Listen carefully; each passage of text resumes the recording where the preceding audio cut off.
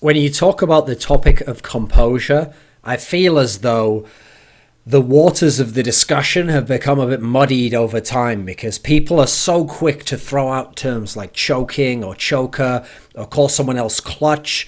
And these terms, I feel, are viewed too simplistically, applied too liberally, and then they become kind of a stereotype that's just repeated over and over again. And we know, particularly in terms of choker, that as soon as this is applied to a player and a reputation is built for it where there is some pattern of it, people swarm to pile on these chokers, and that the guys who do suffer in some of the big moments or haven't always succeeded when it was their time to shine, they get a pile on to the extent that I almost feel that becomes part of why it becomes a self-fulfilling prophecy for them, because they're told so often you choke and you fail in these times that they start to define themselves that way and to think themselves that way and think, I am a choker, this does happen to me again and again, oh, this is a problem that's going to be there for me, people are saying I'm going to choke, it's even more pressure on me, now I'm putting pressure on myself, will I choke, can I succeed even though I'm in a position to succeed now? So there's many esports examples of people who've had these problems. I mean, an obvious example in CSGO is Device.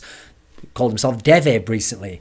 This guy Device, the former Dignitas and later on TSM and now obviously Astralis player, who is fantastically skilled, has been in many, many semi-finals, but in the period when it was Dignitas, always got stopped at the semi-finals, always got stopped at the quarter-finals, always lost the big game, always lost the third map, always lost the big second half when they'd been leading in the first half, just found a way not to be that superstar that his skill set and his ability elsewhere in tournaments was. He couldn't do it in the big game against the big opponents. But eventually he overcame it briefly for the summer going into the fall of 2015. His team overall won 4-5 big tournaments around this point in time. They were a favourite for DreamHack Cluj-Napoca, but then he failed again there, and then he's had some choking since then. So he's a guy who's repeatedly had these issues. In StarCraft Brood War, there was a player called Stork, who skill-wise, yes, he wasn't a god of the game, but he had a decent skill set, and he had a very good mind for the game, for coming up with innovative builds. Builds to a degree. Build paths, understanding of how to approach an opponent, what a matchup would be like, how to think through a series and plan. He was very good at these aspects. So as a result, in semi-finals and quarterfinals, this guy was fantastic, was very, very good, and could even beat some of the all-time great players in these scenarios. But when he met those same great players in final situations where they were incredible, and now he needed all of his wits about him, all of his composure, all of his brain activated, this is where the problems would set in. This is where his issues would happen. And so he was a guy who, he got to all these big finals and he only won one of them. He lost 4 of his big finals. Yes, against godlike players, but these were the same players he could beat in semi-finals, he could beat at other times in Pro League, etc. Then you think in StarCraft 2, Nanowar, the all-time great Swedish player, fantastic foreign player, so many top 4 finishes, so many finals even for a foreign player, and competing over, we're talking about like 3-year span of repeatedly getting back to being one of the top foreigners and competing against the top players, making the top 8 of GSL Code S tournaments that are incredibly stacked. This was a guy who, before the final, again, he could beat the majority of these Korean players. He could beat all these great players in a group stage match or in a different scenario. But when he got into that key big match, he'd find a way to fall apart. He'd find a way for his composure to betray him. Think about how many times in great series he played that he narrowly lost. He lost the first game of the series and was on the back foot immediately trying to battle his way back. In League of Legends, a good example is Afromu, because here's a guy where in the regular season, again and again, he managed to establish himself as one of the best players in the whole league, one of the best at his position of support player, made his team one of the contenders at times during the season, especially famously for the first half of the season was when CLG would usually do quite well. Yet again and again in playoff runs, he fell apart on an individual level. He wasn't making those crazy, incredible plays. He wasn't making the impact plays. He wasn't doing those great engages that were able to set up the CLG teams to succeed in team fights in the regular season. He wasn't being the great shot caller that he was in regular season play, which was part of why CLG always had this good macro play. And we're able to be good at lane swaps. And we're able to understand the initial 5 to 10 minutes of the game very well and then make good mid-game decisions in the regular season. But in the playoffs, showed none of these abilities and repeatedly failed because he's the guy where he fell apart on all 3 of these levels. Now in sports, a great example of this, and the reason why I'm going to bring this sports example up is to show that it doesn't always work in terms of that simplistic aspect, because you'll notice all these people I've mentioned here were people who also had times where, yeah, they were able to get over some of these issues.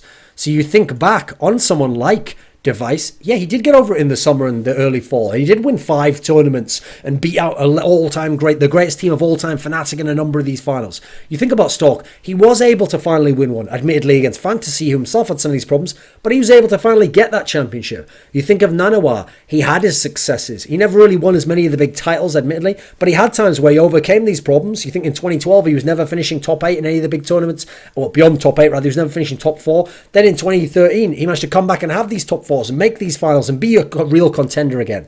Then you think of Afromu. Obviously, on the spring split of 2014, his team made it to 3rd place and were close to making the final. Then in the summer of 2015, his team did win LCS finally, did go to Worlds, did have a couple of good wins there. These people have been able to overcome to a degree, even if they never then became the most clutch player. So it's not as simplistic as making this label like it's going to last forever. It's not as simplistic a topic as well, Composure, which I'm going to go into. So here's my sports example to set up both aspects of that.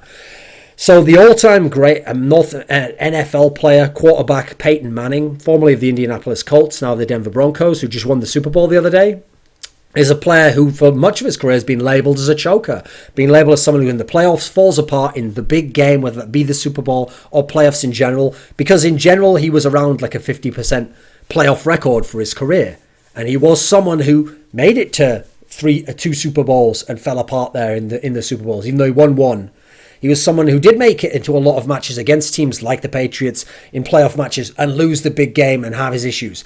And there's certainly something to it. It's not that this is ridiculous to label him as a choker. He definitely had times that he choked. You think of when he was in the final against the Seahawks, where he came in with this godlike offense and he threw the pick 6 against them.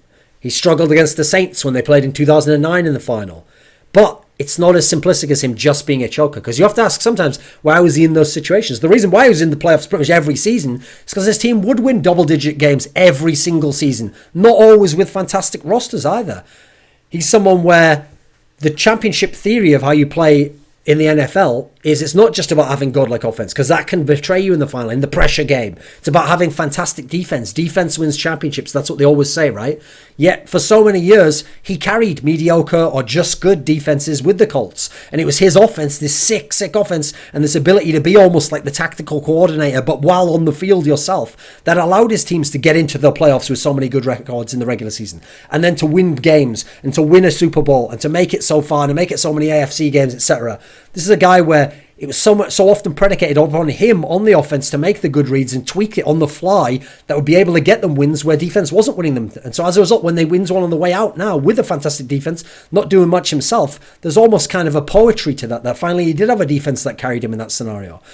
In the end, he does go down as someone who did win 2 Super Bowls, which is fantastic. That puts you something like 3rd all time for starting quarterbacks, I think, in terms, obviously there's many of them tied around the 2nd and 3rd. But he is someone who ended his career 4-1 or something in AFC championship games. This isn't the hallmarks of someone who's just simply a choker. It's not as simple as you are a choker. He choked at times and he had issues. He wasn't as successful as he could have been, but he had times when he was clutch. He had times when he was able to perform. And the reason he was able to put his team in that situation is he didn't choke just across the board. In certain scenarios, yes, but he was able to have other successes. Then you look at the rival, for example, someone who people would say is a very clutch player would be his rival Tom Brady, the other great quarterback of the era. Now, yes, Tom Brady certainly is a very clutch player, particularly in the big game, in playoff games, and particularly in Super Bowl type scenarios. That's why he's won 4 Super Bowls. But you have to look at the fact that he had some fantastic defenses for some of those years, especially that early 2000s team. He had one of the best coaches of all time his whole career. He's had fantastic players. He's had receivers like Randy Moss, admittedly not for that long, but as a result, that's why he had his fantastic season where he threw the 50 Super Bowls, 50 touchdowns, and was on that year where he was doing fantastic with him, and they probably should have been champions with that kind of a lineup. Fantastic team. So it's not as simple and black and white in these particular areas. There's more to it. And plus, okay, Tom Brady's lost 2 finals to New York Giants teams that weren't supposed to be better than them, weren't supposed to win. Why is that? Is he a choker in that scenario? No, the point is, even all-time great players, it's very rare that they're just the godlike clutch player, or they're the total the total guy who lacks composure and who chokes. There's often a bit of both, and it's not that these are equal in these scenarios. It's that it's not black and white with either. That's the point I'm making. So let's talk about this issue of composure, because it's so very vital, because it obviously extends beyond just the game itself. Yeah, you're going to see the effects of composure in how you react in the game, but we're talking about the mental aspect of the game. We're talking about the psychological component of the game. So to me, composure means to find some level of comfort, to find some aspect within which you can at least operate and have agency on the game and perform to some degree under varying levels of pressure, because obviously the pressure mounts as you're in bigger tournaments, as you're in bit deeper stages in the tournament, as you're against more difficult opponents or opponents that are always kryptonite to you and often have a good matchup against you. This is where the pressure piles up and piles up, or if you've lost a bunch of times and then you get in that scenario again.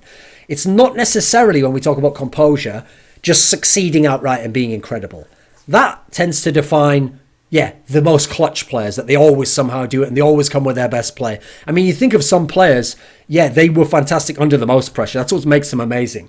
So I think, for example, of the player Cypher. Now, in the latter part of Quake Live, like from sort of half of 2010, the latter half of 2010 onwards, this guy was unbelievable in high-pressure games. You put him in a semi-final or a final, he would play even better than his normal level, and then he might even at home in an online cup. If you put him in the fifth game of a best-of-5 series, his level would go even higher. That's why he'd get to fifth games and still win the championship so many times. It's felt like his skills became even more honed under pressure, and the pressure would get to the opponent more than it would to him.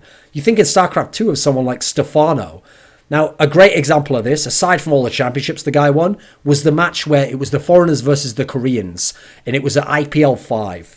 And the Foreigners were basically at match point for the opponent. They were down, and he came in and he won these, whatever it was, 4 matches against all these GSL champions and just put them all in their place and was just so cool under pressure and just would not crack and played his best. And they were just battling and thinking one of them was going to get through, and he was continually upsetting them and beating them, despite the fact some of those players were better players than him at the time. This is actually when he was starting to fall off a bit. Then you think of in StarCraft 2 as well. How about MVP? Yeah, one of the greatest winners of all time, but not with ease. Not just bodying everyone every tournament, but doing so by winning in series play, by being the smarter player, the guy who stayed composed and was able to come with the clutch, the ballsy moves sometimes that would have taken a lot of nerves, would have given other players a lot of nerves and maybe made them fuck up if they tried it in the third game or in the fifth game. Obviously, famously, the fifth game against Squirtle for his 4th GSL title, where he tried this ballsy all-in. And even then it started to get held off and he had to win with sick micro. So fantastic player under pressure.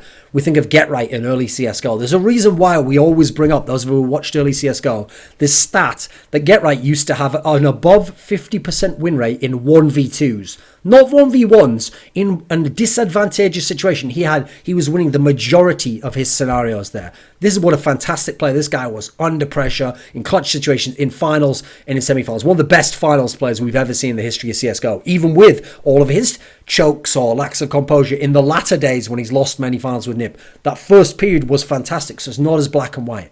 Then you think about, well, in League of Legends, I've got a great example for you, Alex Ich. People might think about it now because he's not playing very well in the Renegades, but when he was in M5, when he was in Gambit, he was so good in the pressure game, in the elimination game, when the odds were against him, when they were playing against the Azubu teams, and he was just dominating in his picks, on his comfort champions even, not necessarily meta champions, or when he was against Copenhagen Wolves to keep Gambit in the LCS, otherwise they might have gone down and had to play a promotion match and potentially get kicked out just before he left, to just hard carry in that particular manner. This is a guy who was always clutch under pressure, or who at least came through in the big moments and was clutch, even when his game wasn't always at that level. To me, composure is also a factor of it is just to be able to play your game to some degree and to still at least compete, just not crumble outright when something goes wrong. So when I used to be friends with the player Nanoa, the StarCraft 2 player, when he was competing, I used to talk to him quite a lot. I used to always stress to him, I used to give him the analogy and say, the key thing about it is, it's not that you'd have to be great under pressure. It's not that nothing can get to you and that nerves can't be present. All of these factors can be there. And there can be every other factor under the sun. You might be tired. You might not have had enough food. You might have had to wait a while for a game. This guy might have cheesed you in the first game. You might have lost the first game on a small microwave. All these things can be there. But the key understanding is that you have to be able to at least compose yourself to a degree. You have to at least hang in there somehow. You have to at least still compete. Whether you're at your best, whether you can even win the game is ultimately irrelevant. You have to be in this moment able to just make a good decision now, to make a decent play now, regardless of what happened to you in the past. Valid excuses are valid excuses. They really do exist. It's not that we're denying they exist. But the key thing is that just because you have the excuse, it doesn't break you. You don't just give up because things went to shit to some minor degree. You still keep going. You're still able to win a game when you're only playing your B-level game or your C-level game or even your D-level game if you're an all-time great player. To be able to remain calm enough or to return to being calm when you get flustered and panicked to be able to execute the game, even if you're only at 70% of your total capacity. A great example of this, the best I think ever, has to be MVP. This was a guy where he could be jet lagged. He could be an opponent who'd beaten him before. He could be with the RSI problems in a GSL final, facing all these star Protoss who are amazing in PvT, and he still found a way to win.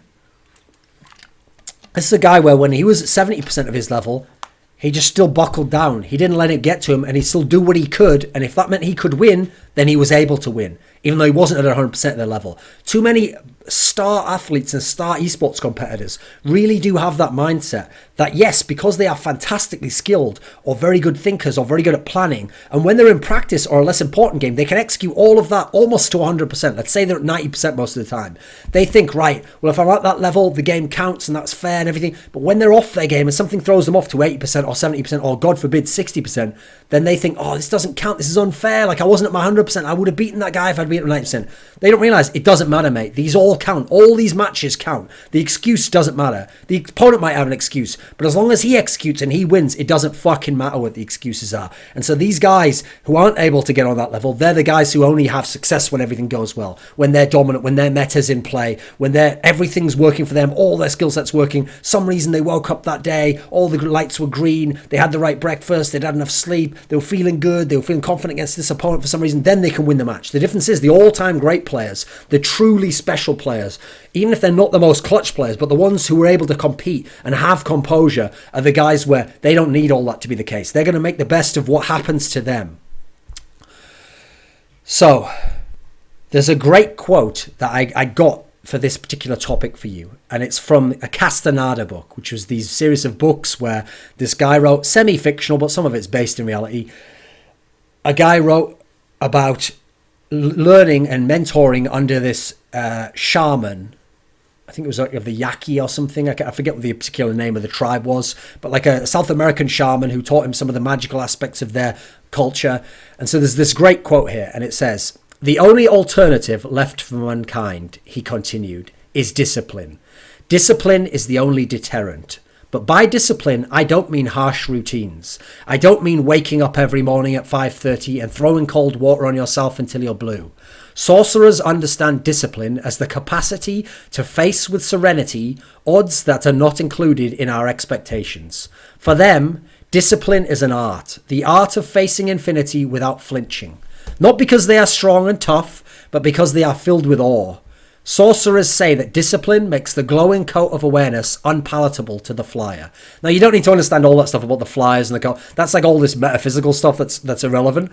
For this particular case, we're talking about the aspect of discipline. You know that it says it's not that you're strong and tough, and that's why it's the case. Discipline, in this particular sense, is removing attachment to the outcome of the game. It's not letting the fact that you're starting to lose the game think, right, well, I have lost the game and I'm going to lose it. You forget about all that. You look at where you are at this moment. You remove the emotional component of the game. You don't think about how frustrating that last play was or how down you are that you were leading and you've thrown away a lead. You don't think about the fact that you should be beating this guy in the first game and he's taking the advantage on you. It's making good decisions from wherever you are at in that moment. Not letting a bad decision you just made and make it the next decision you make a bad one. Not letting them stack up in that sense. Not letting the fact that you're behind mean you make an overly risky bad play now and that puts you even further behind in the hole and you think, oh, fuck it, I'd already lost the game anyway. You don't let a past bad decision or a bad moment or a bad break of luck define the rest of the game. Great players look for a way to win. They say, whatever circumstance I'm in right now, I want to win. So what can I do from my options now? Or what can I do from what's available in order to go towards victory somehow? Great players look for a way to win. Losers look for a way out. They go, right, oh, I'm in a bad situation here. Oh, fuck it, I'll just go all in. Or I'll just attack now. And I guess maybe I could, I'll just do whatever I can. I lost the game. I'd lost the game already. Losers look for a way out of it. They've got their excuse already, which is the mistake they made. If I hadn't made the mistake, and they get the fuck out there and they don't win in that sense. Excuses, that's why they say excuses are like assholes. Everyone's got one and they all stink. Because no matter, even if there's a validity to it, it's not the reason you lost. It's one of the reasons, and the other reasons will probably be because you took that excuse and you said, right, that's why I've lost. So you didn't try properly the next one. You made stupid decisions, and you allowed yourself to get down on yourself, and you didn't have the composure to keep battling and to keep working. And this is probably part of the real reason you lost the game. You have to, in terms of composure, Even if your game's going to shit, even if you're only at 70%, even if you're not playing your best, you have to have the composure to understand and allow your opponent to make a mistake. Because you've made a mistake, don't beat yourself. Don't go, I've made a mistake, and so now it's impossible for me to win, and so fuck it, I've lost as well. The odds are against me, therefore it's over, and you've beaten yourself more than the opponent has. He started to beat you with what he did, but then you've succeeded for him. You've carried it over and scored the touchdown for him, as it were. In this scenario, it doesn't make sense to do so. You have to understand that your opponent can make a mistake later in the game, just as you made a mistake before. You have to understand that if you play well and make good decisions, you can put pressure on your opponent to make a mistake. You have to understand that even if you don't do anything, if you just play a solid game, he might make an uncharacteristic mistake and fuck the game up and feel like he threw, and you'll get back in the game. And then he'll have his excuse. He might already have excuses. He might be jet lagged. He might not be at 100% of his game. But if you assume he is, and assume because you made a mistake that things aren't perfect for you, then the game's going to be over already. You have to assume that allow your opponent to be afraid at times and have moments of failure. And how are you going to win the game from this situation? You're going to grind back into the game. You're not going to need it to be amazing to always have the lead and to be a front runner. You're going to win by grinding back into the game. That's another sign of good clutch players. Not even always the all-time great players, good clutch players though. Players who were successful and have consistency and play well, even if they're not the best players, because they grind back in and that's how they get wins. Making correct decisions after you've made a bad decision. That's what the grinder does. That's how he gets himself back in the game. Did I make 2 bad decisions here? Then I'm going to make the next 8 decisions correctly. And overall, that's how I'm going to be back in the game. And then I'm going to get the lead. And then I'm going to close the game out and I'm going to win. That's the mentality of the grinder. The notion that these all-time great clutch players never feel fear. Okay, you know what? Sure, let's be reasonable. Some of them are exceptional, very rare people who have a crazy self-belief and a mindset. And some of them, maybe even emotionally, don't get caught up in the game. And somehow, maybe some of them don't get stressed out in that particular sense. I mean, there was a really great quote by an old school Unreal Tournament 99 player called Vicious from Italy, which said, the difference between a good player and a god, a good player can control his feelings so as not to be afraid. Kind of what we're describing here. A god doesn't need feeling because he has no fear. Yes, there have been some gods. There have been some fantastic players. I think, for example, in Brood War of Jaedong, this guy felt like he just didn't know he could lose. Felt like he didn't know that nerves could ever affect you in that particular sense. But you have other players who do suffer in this way. What you have to realize is those are very rare people. And they're not the only people who win tournaments. For the rest of the people, it's about composure.